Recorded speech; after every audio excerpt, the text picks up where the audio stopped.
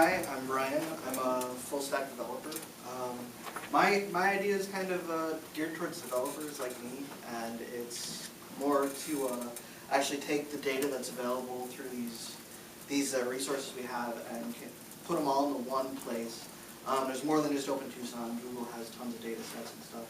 And even making our own data. For example, I contacted Parkwise about getting locations of parking meters, and they haven't even gotten back to me. So one of the parts of my project is going to be making a little thing where you press a button each time, like have a team of people go and like walk to each meter and press a button on the map that pretty much locates a meter. So that's kind of my idea, and I'm hoping to get something done today.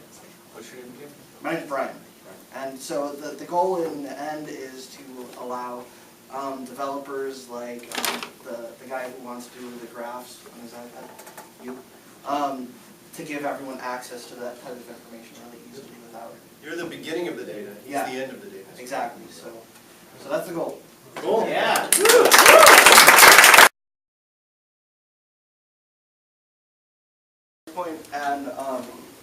And anyone who manages or moderates, I guess, the API would have a username and password put in, but Daniel's going to put in his super secret password and good login. And ABC or 1, 2, 3. That was just Dan, so XYZ. And then you're going to get this little dashboard where it actually shows you which collections of information you're actually able to moderate. So for example, TPD incidents, if you click on that, that's actually downloaded every night from the zip file and extracted and parsed into a database.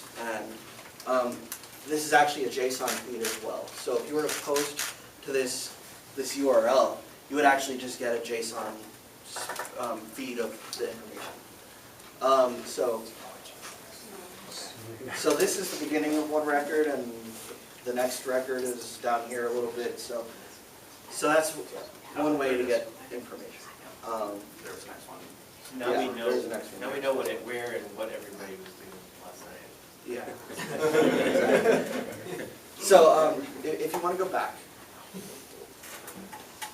the next AP collection is a geolocation test where we essentially have a couple records that actually have latitude and longitude information, and they're actually plotted on a map. So I guess if you zoom out on the map, you can actually see there's three or four points that are actually in this record. So the point is kind of to be aware of at least geographical information, and eventually probably a little bit more information that's going to be standard.